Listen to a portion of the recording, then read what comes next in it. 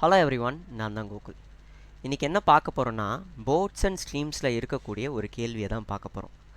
ஓகேவா? கமெண்ட்டில் ஒருத்தர் இது கொஞ்சம் தப்பாக இருக்குது அப்படின்ற மாதிரி சொல்லியிருந்தாரு. அதை நான் கிளாரிஃபை பண்ணி ஆகணும்ல, அதுக்காக. முதல்ல ஸ்பீடோட ஃபார்முலா என்ன?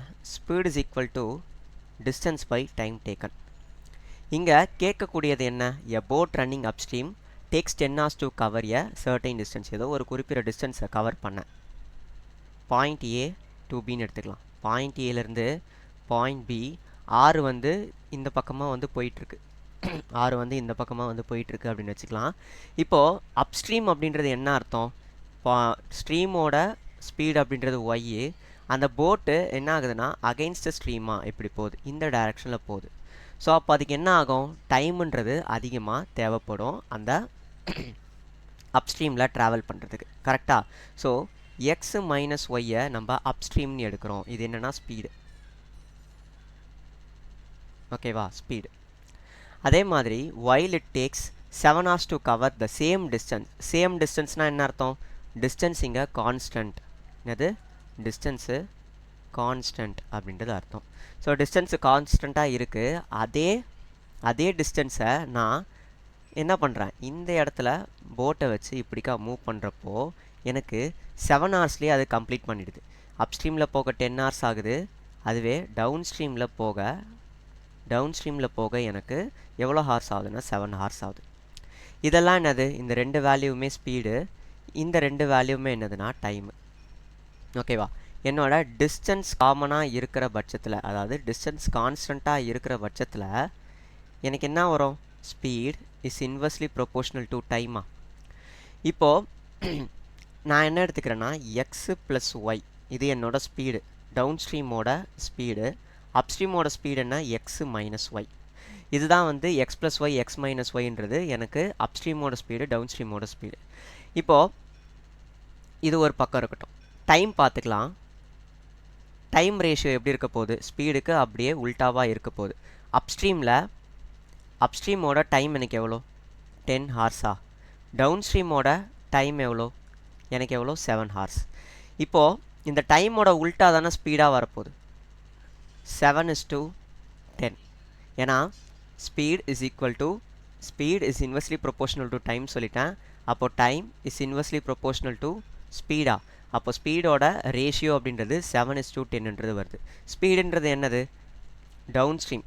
ஃபஸ்ட்டு அப்ஸ்ட்ரீமோட ஸ்பீடு வந்து 7 பார்ட்டாக இருந்ததுன்னா டவுன் ஸ்ட்ரீமோட ஸ்பீடுன்றது 10 பார்ட்டாக இருக்கும்.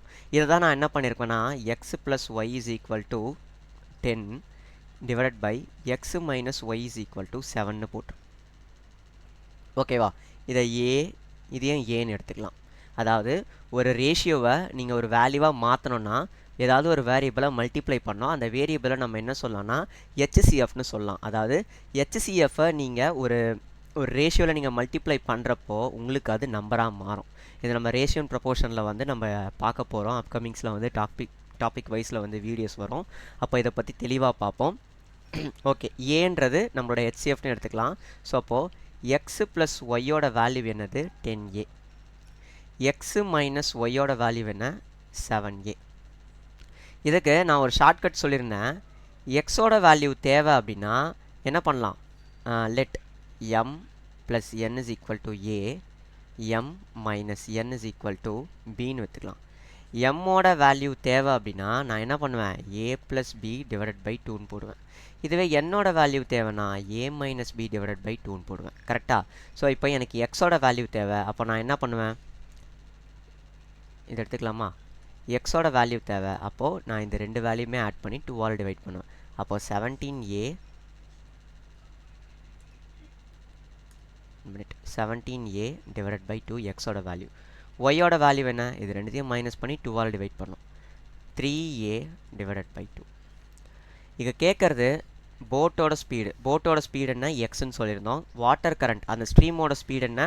ஒய்ன்னு சொல்லியிருந்தோம். ஸோ அப்போது 17a divided by 2 is to 3a divided by 2. இதுதான் எனக்கு என்னதுன்னா ஆன்சராக இருக்கணும். கரெக்டாக ஆன்சராக இதுதான் இருக்கணும். ஸோ 2க்கு 2 கேன்சல் பண்ணிக்கலாம், ஏக்கு ஏ கேன்சல் பண்ணிக்கலாம். 17:3 தான் என்னோடய ஆன்சர். இதை தான் நான் என்ன பண்ணியிருந்தேன்னா ஷார்ட்டாக, அதாவது ஒரு கொஷினையுமே என்ன பண்ணியிருந்தேன்னா எவ்வளோ ஷார்ட்டாக போட முடியுமோ அவ்வளோ ஷார்ட்டாக போட்டேன். இதுக்கான எக்ஸ்ப்ளனேஷன் அப்படின்றது இவ்வளோ பெருசாக இருக்குது. ஓகேவா? ஓகே, ஐ ஹோப் உங்களுக்கு இது எல்லாமே புரிஞ்சிருக்கும்னு நம்புகிறேன். தேங்க்யூ.